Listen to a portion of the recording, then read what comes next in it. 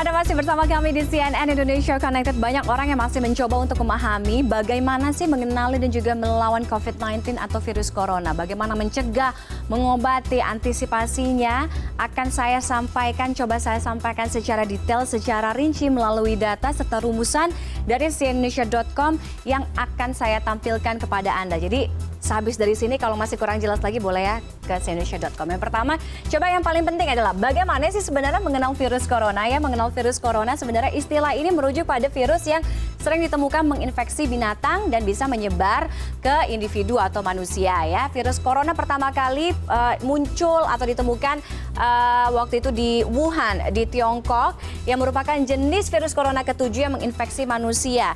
Dan virus corona yang menyerang manusia ini baru ditemukan pada tahun 1960-an. Jadi bukan di 2019 tapi di 1960-an. Bagaimana sih virus ini sebenarnya menyebar? Kita lihat misalnya dalam kasus MERS. Waktu itu penularannya dari binatang ke manusia, binatangnya unta ke manusia. Kemudian di kasus SARS waktu itu, wabah SARS juga ditularkan dari manusia ke manusia. Jadi antar manusia.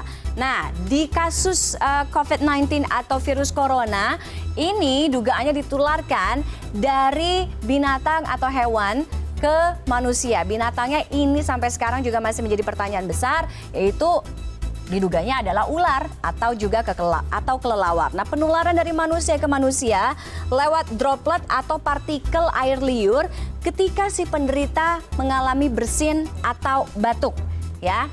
Berapa lama sih masa inkubasi corona? 2 sampai dengan 14 hari merupakan masa inkubasi dari virus corona. Jadi saat pasien pertama kali tertular atau terpapar virus sampai menunjukkan indikasi atau gejala-gejala awal tadi, ada demam dan sebagainya ya. Nah, siapa saja sih orang-orang yang paling berisiko tertular COVID-19? Yang pertama, ini dia, ada lansia berusia 70 tahun ke atas, kemudian orang yang memiliki riwayat penyakit penyerta atau penyakit bawaan, misalnya diabetes atau juga sakit jantung dan lain sebagainya. Kemudian orang yang mengalami atau memiliki riwayat penyakit pneumonia atau sakit pernafasan. Ya, itu tadi. Apakah sudah ada yang sembuh dari COVID-19 atau orang-orang yang tadinya positif udah ada yang sembuh sebenarnya sampai sekarang? Sampai dengan awal Maret, banyak sekali yang sembuh. Lebih dari 51.000 orang dari total 92.000 lebih penderita sudah dinyatakan sembuh. Artinya lebih dari 50% sudah dinyatakan sembuh. Tapi jumlah pasien sembuh bertambah setiap harinya, kita harapkan tentunya juga yang ada di Indonesia. Lalu, kita tahu beberapa waktu yang lalu WHO juga sudah memberlakukan status pandemi global untuk COVID-19. Ya, ini jadi pandemi atau wabah yang meluas ke berbagai negara, tidak hanya satu benua tapi beberapa benua. Nah, kriterianya adalah virus pertama menyebabkan kematian. Penularan virus dari orang ke orang terus berlanjut tidak terkendali dan virus hampir menyebar ke seluruh dunia. Itu tadi mengenal awal virus corona. Nah, mencegahnya seperti apa? Yang pertama gampang banget, rajin-rajin cuci tangan ya. Jadi sekarang kalau misalnya biasa cuci tangan kalau makan aja, sekarang sering-sering cuci tangan. Minimal 30 menit sekali, 1 jam sekali kalau Anda beraktivitas cuci tangan. Kalau misalnya nggak memungkinkan cuci tangan, bawa deh hand sanitizer ya. Hand sanitizer taruh di kantong, taruh di tas, di mana aja. Tapi harus ada minimum atau minimal kadar alkohol yaitu 60%. Yang paling penting juga adalah social distancing. Jadi social distancing, jaga jarak antara satu orang dengan orang yang lain. Kemudian jangan menyentuh bagian muka, misalnya hidung, kemudian habis itu mulut, mata dengan tangan Anda. Ya, coba dihindari hal-hal itu. Kalau masih kebiasaan, coba deh jangan. Kemudian ketika bersin, etika bersin yang batuk dan benar seperti apa sih? Jadi kalau misalnya udah tahu lagi batuk atau lagi flu, lagi suka bersin-bersin, jangan sembarangan gitu. Jadi kalau ada etikanya juga. Anda mungkin bisa menggunakan bahu Anda seperti ini ya. Jadi tisu atau bisa pakai tisu juga bisa menggunakan siku Anda. Lalu tisunya jangan dipakai lagi, buang ke tempat sampah. Setelah itu cuci tangan lagi menggunakan sabun atau hand sanitizer tadi kalau misalnya nggak ada sabun.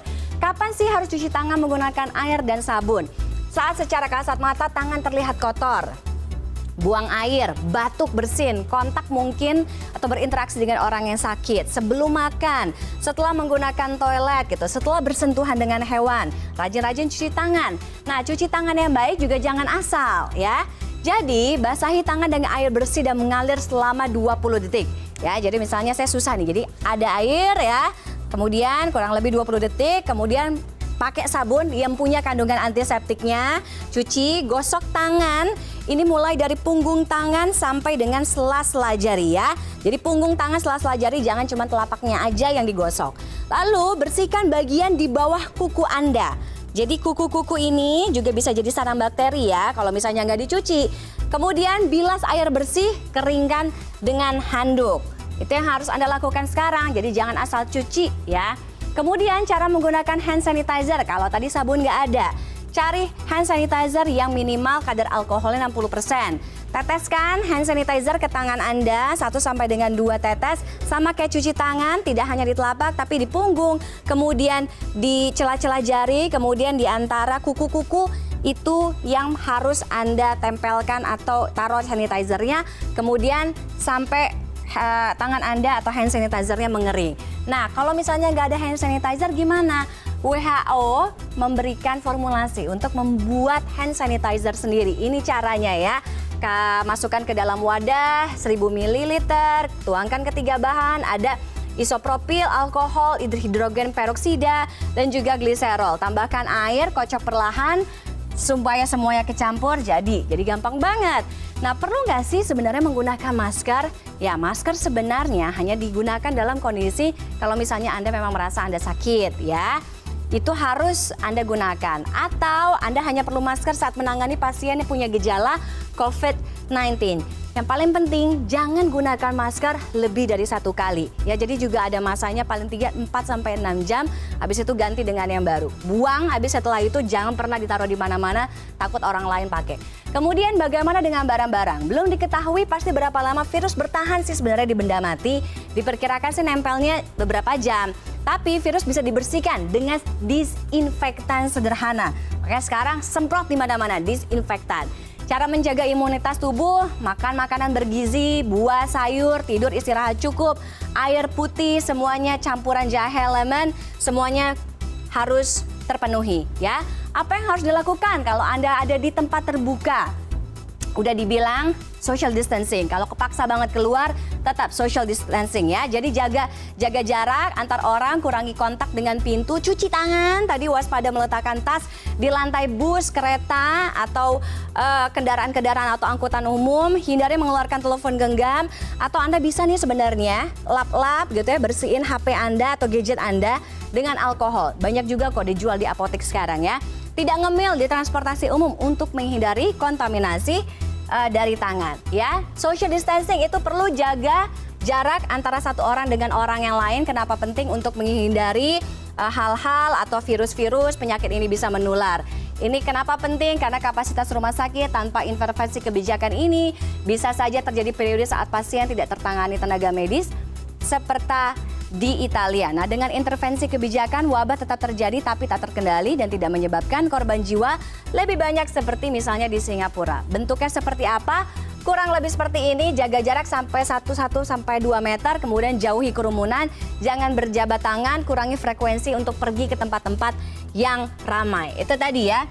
Berikutnya, cara mengobati corona itu seperti apa sih? Gejala orang-orang yang terkena virus corona atau COVID-19. Yang paling umum sih kalau misalnya Anda mengalami demam, kemudian batuk, ada sakit kepala, dan yang paling penting sesak nafas. Tapi sesak nafasnya yang berat banget, yang nggak biasa. Nah, hanya sedikit pasien COVID-19 yang melaporkan katanya ada sakit tenggorokan, flu atau pilek, bersin-bersin, kemudian ada juga yang muntah-muntah. Apa yang harus dilakukan Anda kalau misalnya punya gejala-gejala yang tadi? Tetap di rumah, self-isolated jika kondisi badan tidak fit agar tidak menulari orang lain. Pakai masker, jaga etika bersin, batuk. Hubungi hotline Kemenkes, ada nomornya 021 521 0411 dan 08 12 12 12 3119. Kasih tahu lengkap bagaimana kondisi fisik Anda, kemudian riwayat perjalanan Anda seperti apa, kemudian nanti petugas medis atau pihak rumah sakit, pihak yang berwenang akan mengarahkan Anda untuk mendapatkan tindakan yang tepat ya. Itu tadi, kita lihat perlukah membatasi perjalanan ke luar negeri untuk mengantisipasi corona? Perlu, WHO menyatakan tidak perlu jalan ke luar negeri. Jadi di masa-masa yang sekarang ini social distancing, bekerja dari rumah, belajar dari rumah itu yang paling penting kita lakukan ya. Itu tadi Anda bisa baca selengkapnya di cnnindonesia.com terkait seluk-beluk mengenai corona, bagaimana mengobati, apa itu virus corona, mencegahnya seperti apa di cnnindonesia.com.